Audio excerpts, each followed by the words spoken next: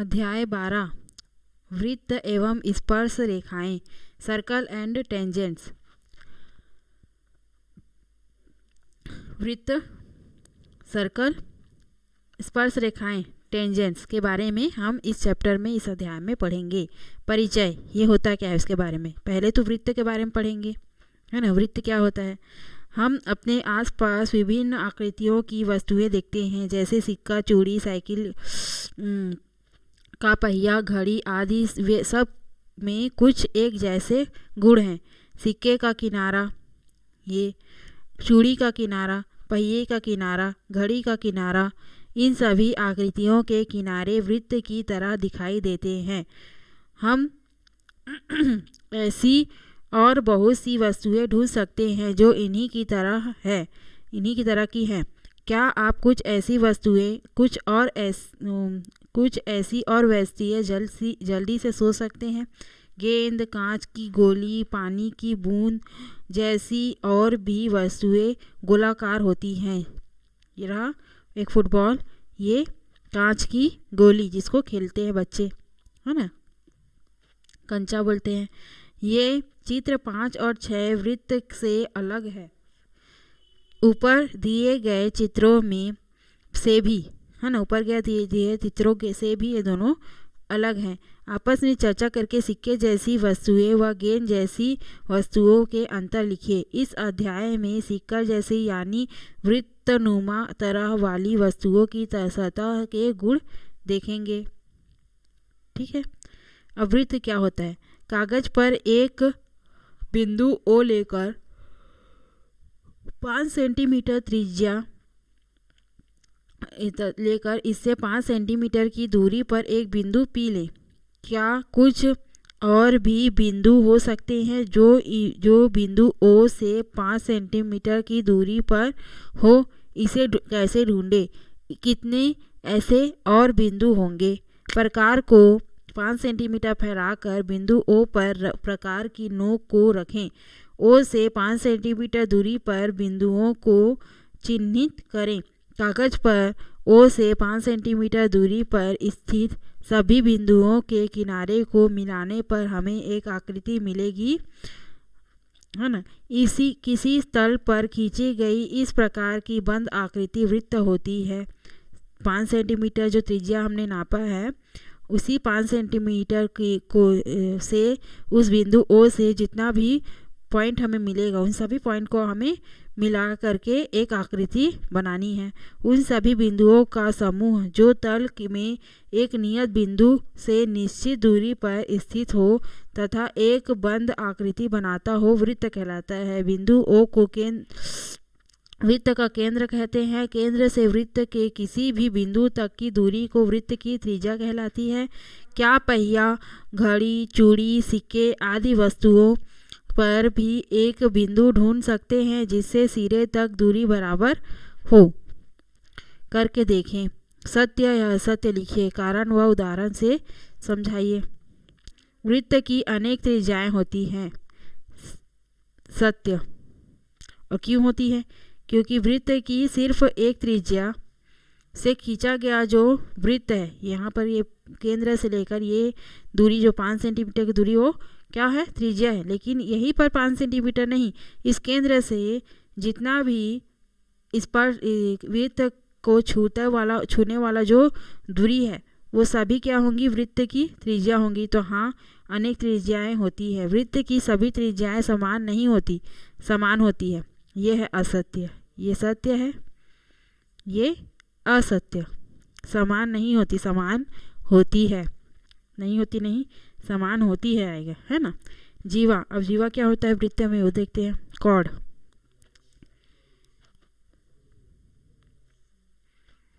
कागज पर एक वृत्त खींचकर उस परिधि पर, कागज पर एक वृत्त खींचना है और उस परिधि पर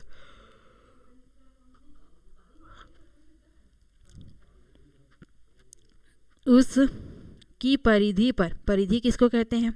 वृत्त के जो ये किनारे होते हैं ना, पूरा यहाँ से लेकर पूरा किनारा, वृत्त का एक पूरा किनारा एक पूरी बिंदु से शुरू होकर, जो हम एक वृत्त को पूरा कंप्लीट करके उसी बिंदु पर वापस आते हैं बंद आकृति में, है ना। क्या वृत्त क्या होता है, वो बंद आकृति होता है ना। तो बंद आकृति में उसी पॉइंट पर हम वापस आते हैं तो वो पूरा वृत्त की परिधि होगी। लेकिन उस अब बोल रहा है कि कागज पर एक वृत्त खींचकर उसकी परिधि पर कोई भी दो बिंदु ले, उसकी इस परिधि पर कोई भी दो बिंदु हमें लेना है। लेकिन वो दोनों बिंदु ऐसा नहीं होना चाहिए जो केंद्र से होकर गुजरे, है ना।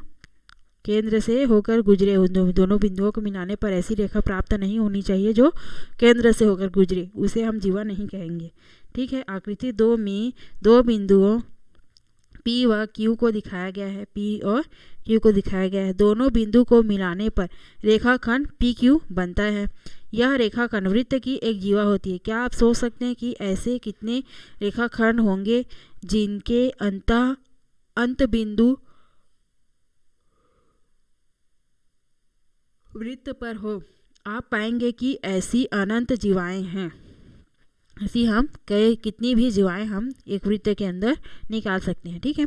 करके देखें। नीचे दी गई आकृतियों में जीवा की पहचान करें।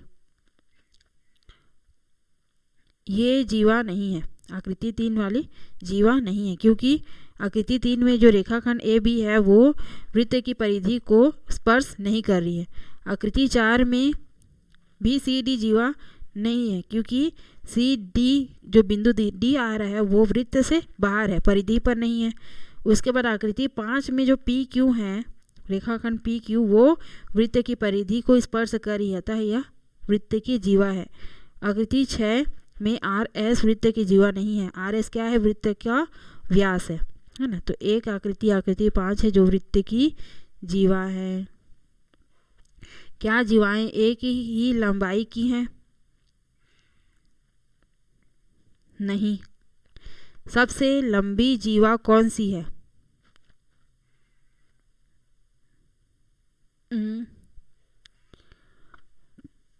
सबसे लंबी जीवा पी क्यू ही तो एक जीवा है इसमें, तीनों चारों आकृति में। और वृत्त की सबसे बड़ी जीवा कौन सी होती है?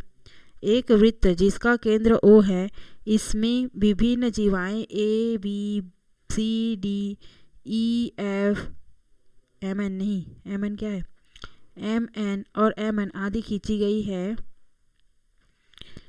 इन सभी जीवाओं की लंबाइयों का अवलोकन करें। A, B व MN में कौन सी बड़ी है? MN बड़ी है। C, D व MN में कौन सी बड़ी है?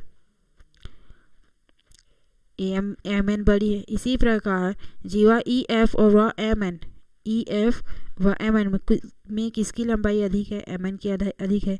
जीवा A1, B1 और MN में से आप देख सकते हैं कि जीवा की लंबाई सबसे अधिक है, कि जीवा MN की लंबाई सबसे अधिक है।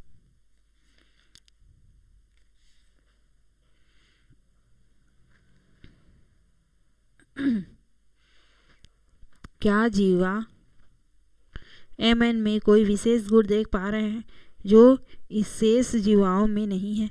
जीवा MN वृत्त के केंद्र से होकर गुजरती है, इसलिए इसको जीवा के साथ साथ क्या कहते हैं? वृत्त का व्यास भी कहते हैं। उस जीवा को जो वृत्त के केंद्र से होकर गुजरती है वृत्त का व्यास कहते हैं। अच्छा, तो फिर इसमें व्यास के साथ साथ ये वृत्त की जीवा भी है। आखिरकार ये ऐसे दो बिंदु हैं वृत्त की परिधि पर जो एक दूसरे को मिला रही है ना, मिल भी रही है नहीं, उससे वृत्त से बाहर है। तो अतः इन सभी सबसे लंबी जीवा कौन सी होगी? RS होगी। और क्या ऐसी जीवाएं हैं, क्या जीवाएं एक ही लंबाई की है? नहीं, RS इसकी सबसे लंबी जीवा होगी सभी आकृतियों में। ठीक है। अब वृत्त के व्यास कहते हैं। क्या अब वृत्त के व्यास में से भी बड़ी जीवा खींच सकते हैं? नहीं। आप पाएंगे कि वृत्त के व्यास से बड़ी जीवा नहीं होती, वृत्त की व्यास ही सबसे बड़ी जीवा होती है। ठीक है। सब सोचे एवं चर्चा करें। आकृति 7 में MN के अतिरिक्त और भी व्यास खींचे जा सकते हैं? यदि हाँ, तो ऐसे कितने व्यास खींचे जा सकते हैं? कितने भी खींचे जा सकते हैं। जो भी बिंदु जो वृत्त की परिधि पर हो, जो ऐसे दो बिंदु है जो वृत्त की परिधि पर है और जो केंद्र से होकर गुजर रही है, वो सभी क्या है? वृत्त के व्यास, है ना। ये कितनी भी जीवाएँ, जैसे कितनी भी त्रिज्या हो सकती है वैसे कितनी भी जीवाएँ व्यास हो सकती है वृत्त की। अब वृत्त का चाप, आर्क ऑफ सर्कल, वृत्त की परिधि पर कोई दो बिंदु ए और बी हो तो वृत्त दो भाग में बढ़ जाता है। वृत्त की परिधि पर कोई भी बिंदु ए और बी है तो वृत्त क्या हो जाता है, दो भाग में बढ़ जाता है। आकृति 8, 9, 10 को देखने से पता चलेगा हमें। इनमें वृत्त का एक भाग छोटा तथा एक भाग बड़ा है। एक भाग ए बी, ये वाला सर्कल छोटा है तो ये वाला डॉटेड लाइन वाला बड़ा है। देख सकते हैं वृत्त के छोटे भाग को लघुचाप, इस वृत्त के छोटे भाग को लघुचाप कहेंगे और वृत्त के बड़े भाग को दीर्घचाप कहेंगे, है ना। लघुचाप ए एम बी। और आकृति 8 से देखें तो लघुचाप दिख रहा है हमें आकृति 9 से ए एम बी लघुचाप दिख रहा है तथा बड़े भाग को दीर्घचाप ए एन बी। आकृति 10 से हम कह सकते हैं कि ये ए एन बी क्या है, लघु दीर्घचाप। पुनः आकृति 8 में यदि हम यह मान लें कि कोई बिंदु ए से वृत्ताकार पथ पर गति करता हुआ बिंदु ए पर वापस पहुंच जाए, यहाँ से शुरू करके चलते पूरा वृत्त को कवर करके बिंदु ए पर वापस पहुंच जाए तो बिंदु के द्वारा तय की गई पथ की लंबाई वृत्त की परिधि कहलाती है। अगर बंद आकृति है ना, बंद आकृति है तो इसलिए वृत्त कहला रहा है ना। ये वृत्ताकार बंद आकृति है इसलिए वृत्त है। तो बंद आकृति में एक बिंदु से खड़े होकर आप अगर पूरा चक्कर काट के वृत्त की इन परिधि, मतलब कहना चाहिए वृत्ताकार पथ पर अगर हम गति करते हुआ एक बिंदु ए पर वापस आ जाए, कोई भी इंसान यहाँ पे खड़ा होकर, कोई भी चीज़ यहाँ से खड़ा होकर यहाँ वापस आ जाता है ए बिंदु पर, या फिर बी बिंदु पर खड़ा होकर बी बिंदु पर फिर से वापस आ जाता है, खड़ा होके चलते फिर से बी बिंदु पर वापस खड़ा हो जाता है, तो उस बिंदु के द्वारा तय की गई जो दूरी है या फिर तय की गई पथ की लंबाई को ही क्या कहेंगे, हम परिधि कहते हैं। एक वृत्त के अनुदिश एक वृत्त में के अनुसार कहना चाहिए, एक बार चलने में तय की गई दूरी उसका परिमाप होता है और जिसे सामान्यतः परिधि कहते हैं। अन्य आकृति में परिमाप कहलाया जाता है। जैसे आयत है, एक पॉइंट पर अगर हम खड़े हैं वहाँ से अगर चलना शुरू करते हैं, पूरी आकृति को हम चल के दूरी को कंप्लीट करते हैं और उसी पॉइंट पर वापस आते हैं तो हम उसे परिमाप कहते हैं, है ना। उसी प्रकार से वृत्त की भाषा में उसे परिधि कहते हैं। वृत्ताखंड किसको कहते हैं, वृत्तखंड, है ना, सेगमेंट ऑफ सर्कल।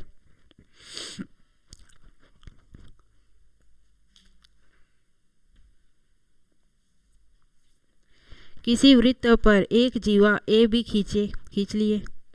क्या आप बता सकते हैं कि जीवा वृत्त के अंतःभाग को कितने भागों में विभाजित करती है। आकृति 11 से देखिए, आप देख सकते हैं कि वृत्त की जीवा वृत्त के अंतःभाग मतलब अंदर के भाग को दो भागों में विभाजित करती है। जीवा तथा चाप के मध्य क्षेत्र को वृत्ताखंड कहते हैं। जीवा है ये ए बी तथा ये जो चाप है ना, चाप है उसे वृत्तखंड कहते हैं। इस जीवा और इस चाप ए बी ये चाप है उसे के मध्य क्षेत्र को, इस वाले मध्य क्षेत्र को हम वृत्तखंड कहते हैं, ए बी वृत्तखंड। जीवा तथा लघु चाप के मध्य क्षेत्र को, जीवा तथा लघु चाप छोटे वाले चाप के मध्य क्षेत्र को लघु वृत्तखंड कहेंगे। और जीवा तथा दीर्घ चाप ये ए से लेकर ये वाला जो बड़ा वाला चाप है उसे के मध्य क्षेत्र को, ये वाले क्षेत्र को दीर्घ वृत्तखंड कहेंगे। ठीक है, और करके देखें। कागज पर एक वृत्त खींचिए तथा अलग अलग माप की जीवा खींचकर जीवा की लंबाई तथा संगत लघु वृत्तखंड के संबंध में संबंध ढूंढिए। हम देख सकते हैं कि जीवा की लंबाई कम हो तो लघु वृत्तखंड का क्षेत्र भी कम होगा और दीर्घ वृत्तखंड का क्षेत्र अधिक होगा। सोचे एवं चर्चा करें। एक वृत्त की त्रिज्या 6 सेंटीमीटर है। एक वृत्त है जिसकी त्रिज्या कितनी है, 6 सेंटीमीटर। ये केंद्र O है, ये त्रिज्या, इसी से हमें एक वृत्त की रचना करनी है। ठीक है। वृत्त की जीवाओं की लंबाई है क्रमशः 4 सेंटीमीटर, ऐसे करके यह है 4 सेंटीमीटर, 6 सेंटीमीटर, मतलब कि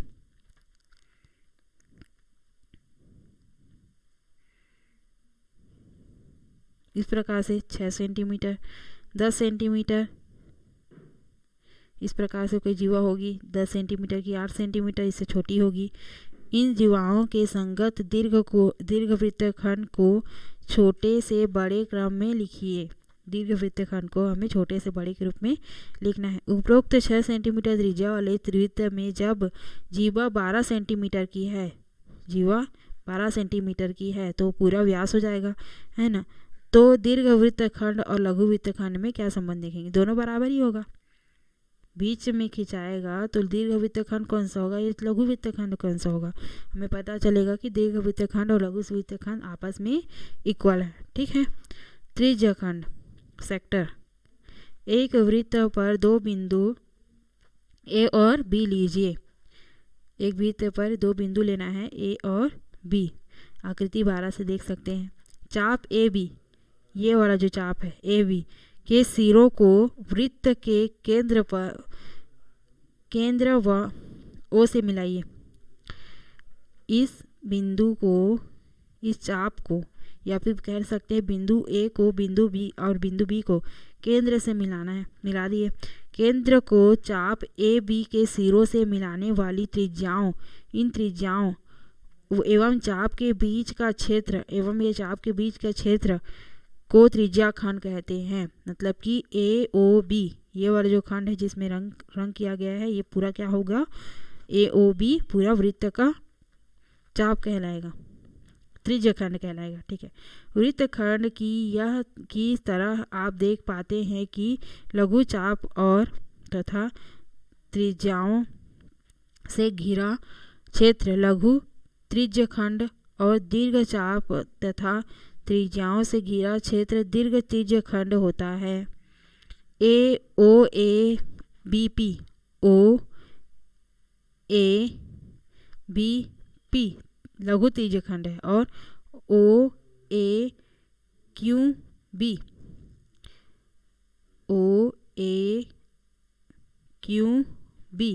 ये है दीर्घ त्रिज्यखंड। OAPB ये है लघु त्रिज्यखंड। ठीक है। करके देखें। दी गई आकृति में त्रिज्या, ये रहा,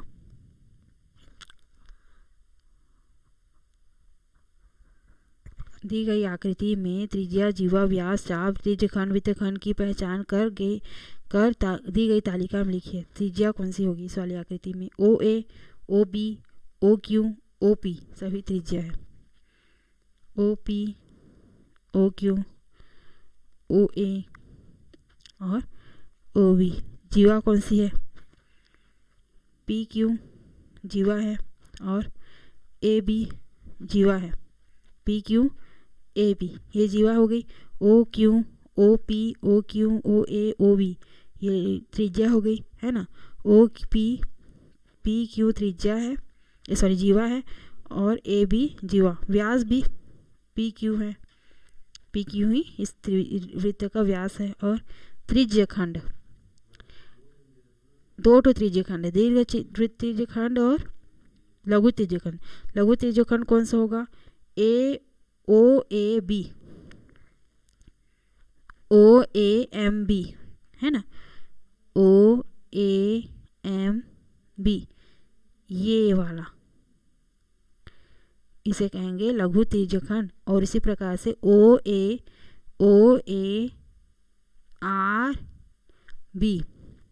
OARB ये हो गया दीर्घ त्रिज्यखंड। और वृत्तखंड,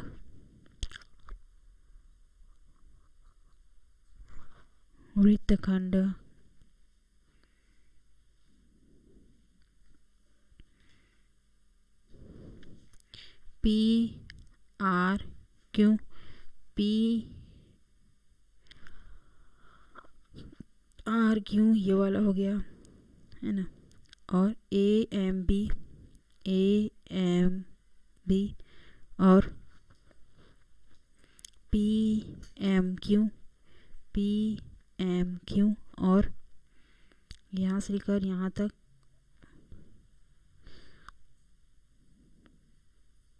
है ना, और ए आर बी यहाँ से लेकर यहाँ तक ए आर बी होगा त्रिज्यीय खंड है ना। ये जो बिंदु एन और एस ये सिर्फ बिंदु है, इससे गुजरने वाली कोई रेखा तो है नहीं है ना, वे रेखा इसको मिला नहीं रही है। जब कोई जीवा खींची होती तब हम ये त्रिज्यीय खंड निकाल सकते थे, वृत्त खंड निकाल सकते थे है ना। इस प्रकार से इसमें से इस दिए गए चित्र से हमें त्रिज्यीय खंड, वृत्त खंड, जीवा, व्यास, चाप ये सब निकालना है। उसके बाद नेक्स्ट टॉपिक है सर्वांग वृत्त। इसके बारे में हम नेक्स्ट वीडियो में पढ़ेंगे। सर्वांग वृत्त किसको कहते हैं? Congruent circle.